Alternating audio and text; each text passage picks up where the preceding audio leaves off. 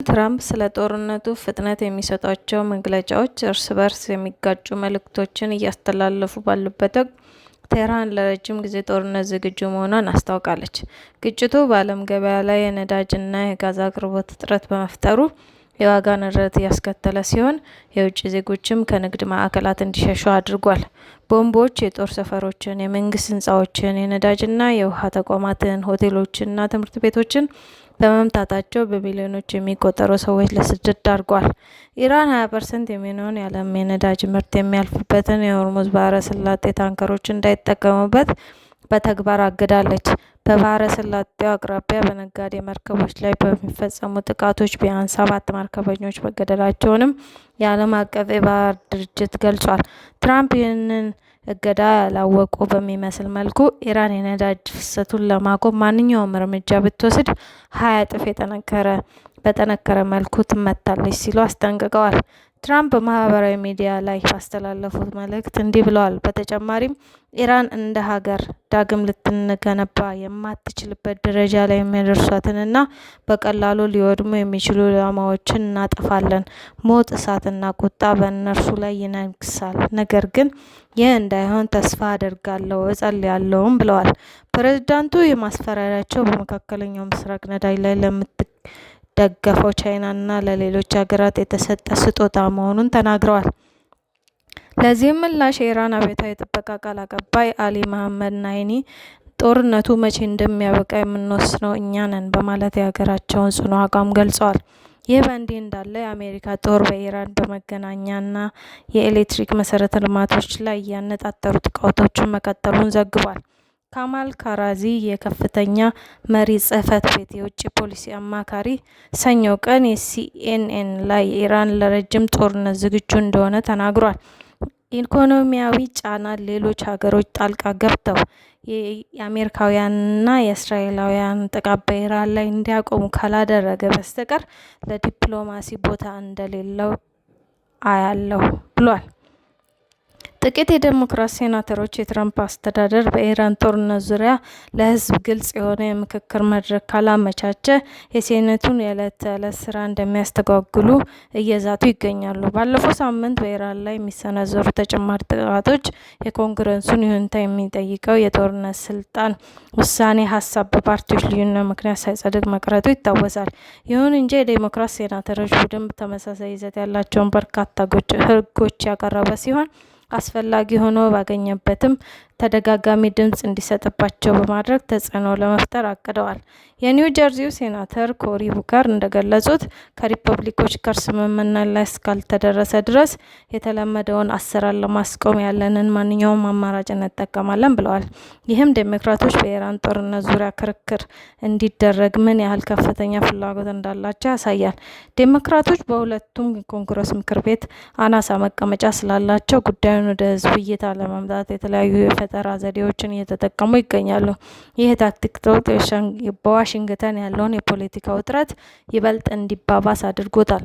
ዛሬ በመገናኛ ሚዲያ እየተሰራጨ ስላለው የአሜሪካና የእስራኤል ሚሳኤል በኢራን በሚገኝ የአንደኛ ደረጃ ልጃገረድ ትምህርት ቤት ላይ ለደረሰው እና የ165 ሰዎችን ህይወት ለቀጠፈው ጥቃት ተጠይቀው ትራምፕ ሳይንሳዊ ባልሆነ መንገድ ኢራን የአሜሪካውያንን ቶማሃውክስ ሚሳኤል ባለቤት ነች ሲሉ በስህተት ተናግረዋል። አሜሪካ ለጥቃቱ ኃላፊነት ትወስዳለች ወይ ተብለው ሲጠየቁ በሬይቲዮን ኩባንያ የሚመረተው ይህ ሚሳኤል በሌሎች ሀገሮችም ጥቅም ላይ እንደሚውልና ኢራንም የተወሰኑ ቶማሃውክስ አሏት ሲሉ ተከራክረዋል። ፕሬዝዳንቱ አክለውም ጥቃቱን የፈጸመው ኢራን ይሁን ሌላ አካል ባይታወቅም ቶማሃውክስ በጣም የተለመደ ሚሳኤል ነው ብለዋል። ይሁን እንጂ አምራቹ ኩባንያ ራይቲዮን ሚሳኤሉን እንደ ጃፓንና አውስትራሊያ ላሉ የአሜሪካ ወዳጅ አገራት ቢሸጥም ኢራን ይህንን የረጅም ርቀት ሚሳኤል በእጇ እንዳስገባች የሚያሳይ ምንም አይነት ማስረጃ የለም። በአስተዳደራቸው ውስጥ ይህ መረጃ የሚናገሩት እሳቸው ብቻ የሆኑት ለምን እንደሆነ ሲጠየቁ ትራምፕ ስለ ጉዳዩ በቂ እውቀት ስለሌለኝ ነው የሚል ምላሽ ሰጥተዋል። አክለውም ሪፖርቱ የሚያሳየው ምንም ይሁን ምን ውጤቱን ለመቀበል ዝግጁ ነኝ ሲሉ ተናግረዋል። በሌላ ዜና የነዳጅ ዋጋ ዛሬ ላለፉት 3 ዓመታት ታይቶ የማይታወቅ ከፍተኛ ጭማሪ ካሳየ በኋላ ቅናሽ አሳይቷል። ለዚህም ምክንያቱ ፕሬዝዳንት ትራምፕ በመካከለኛው ምስራቅ ያለው ጦርነት በቅርቡ ሊያበቃ እንደሚችል በመተንበያቸውና የዓለም የነዳጅ አቅርቦት ይቋረጣል የሚለውን ስጋት በማረጋጋታቸው ነው። ሰኞ ዕለት በሳዑዲ አረቢያ አቅርቦት ቅነሳና በአሜሪካ እስራኤል በኢራን ላይ በከፈቱት ጦርነት ምክንያት የነዳጅ ዋጋ ከ2022 ወዲህ ለመጀመሪያ ጊዜ $100 በላይ ገብቶ ነበር። ሆኖም ፕሬዚዳንት ቭላዲሚር ፑቲን ከትራምፕ ጋር በስልክ ተወያይቶ ለጦርነቱ ፈጣን መፍትሄ የሚሆኑ ሀሳቦችን መለዋወጣቸው በገበያው ላይ የታየው ስጋት ቀርፎታል። ፕሬዚዳንት ትራምፕ ለሲቢኤን ኒውስ በሰጡት ቃለ መጠይቅ በኢራን ላይ ያለው ጦርነት በጣም የተጠናቀቀ መሆኑን ገልጸዋል። ዋሽንግተን ግጭቱን ለማቆም ከታቀደው ከ4 እስከ 5 ሳምንታት ቀደም ብላ ስራዋን እንደምታጠናቅቅ ተናግረዋል። ይህ መግለጫ የነዳጅ ገበያው እንዲረጋጋና ዋጋው እንዲቀንስ ከፍተኛ አስተዋጽኦ አድርጓል። የዲቢኤስ ባንክ የኤነርጂ ዘርፍ ቡድን መሪ ሱቭሮክ ሳርካር እንደገለጹት ፕሬዚዳንት ትራምፕ ስለ አጭር ጊዜ ጦርነት የተናገሩት ንግግር ገበያውን አረጋግቶታል። ትናንት በነዳጅ ዋጋ ላይ የታየው ከመጠን በላይ የሆነ ጭማሪ ዛሬ ወደ ታች የመውረድ አዝማሚያ የታየበት ቢሆንም ገበያው አሁንም ሊከሰቱ የሚችሉ ስጋቶች ላይ ያለ እንደሆነ ጠቁመዋል። በተለይም መካከለኛው ምስራቅ የነዳጅ ዋጋ መለኪያዎች የሆኑት ሞርባን እና ዱባይ አሁንም $100 በላይ መሆናቸው በመሬት ላይ ያለው እውነታን ገና አለመለወጡን ያሳያል። በሌላ በኩል የኢራን እስላማዊ አብዮታዊ ጥበቃ ለትራምፕ ንግግር በሰጠው ምላሽ የጦርነቱን ማብቂያ የሚወስነው እኛ ነን ሲል አስታውቋል። የአሜሪካና የእስራኤል ጥቃቶች የሚቀጥሉ ከሆነ ኢራን ከቀጠናው 1 ሊትር ነዳጅ እንኳን እንዳይወጣ እንደምታደርግ የጦር ኃይሉ ቃል አቀባይ ማስጠንቀቂያ ሰጥተዋል። ይህ የኢራን ዛቻ በአቅርቦት መስመሮች ላይ ከፍተኛ ስጋት ቢፈጥርም የነዳጅ ዋጋ ግን አሁንም በጫና ውስጥ ይገኛል። የዋጋው መቀነስ የቀጠለው ትራምፕ የዓለምን የነዳጅ ዋጋ ለመቆጣጠር በሩሲያ ላይ የጣሉት ማዕቀቦችን ለማላላትና የአደጋ ጊዜ የነዳጅ ክምችቶችን ለመቀነስ በማሰባቸው እንደሆነ ምንጮች ገልጸዋል። የፊሊፕ ኖቫ ተንታኝ ፕሪያንካ ሳችዴቫ እንደገለጹት እነዚህ እርምጃዎች ነዳጅ በማንኛውም መንገድ ወደ ገበያ መድረሱን እንደሚቀጥል ለነጋዴዎች መልእክት አስተላልፈዋል። በዚህም ምክንያት ትላንትና ዋጋው $100 በላይ እንዲያሻቅብ ያደረገው የድንጋጤ ዋጋ በፍጥነት እየቀነሰ መጥቷል። የቡድን 7 ሀገሮችም ለከፍተኛ የነዳጅ ዋጋ ምላሽ ለመስጠት አስፈላጊ የሆኑ እርምጃዎችን ለመውሰድ ዝግጁ መሆናቸውን ሰኞ ዕለት ገልጸዋል። ምንም እንኳን እስካሁን የአደጋ ጊዜ ክምችቶችን ለመልቀቅ ቃል ባይገቡም ገበያው ግን አቅርቦት እንደማያቋርጥ በማመኑ ዋጋ ወደ ነበረበት እየተመለሰ ይገኛል።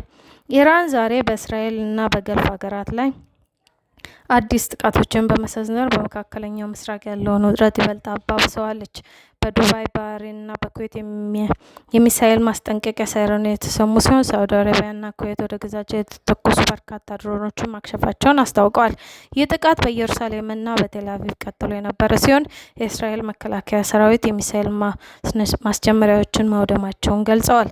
የኢራን ፓርላማ ቃል አቀባይ መሐመድ ባገር ቃሊባፍ በኤክስ ገጻቸው ላይ ባሰፈሩ መልእክታቸው አገራቸው የተኩስ አቁም ስምምነት እንደማትደግፍ በግልጽ አስታውቀዋል። ጥቃት ፈጻሚውን ትምህርት እንዲያገኝ በአፉ ላይ በጡጫ መምታት ይገባል ያሉት ቃል አቀባዩ ድርጊቱ ኢራንን ዳግም ለማጥቃት እንዳያስቡ የሚያደርግ መሆኑን ገልጸዋል። ይህ መግለጫ ኢራን ለወታደራዊ ግጭቱ ያላትን ጽኑ አቋም የሚያሳይ ሆኗል።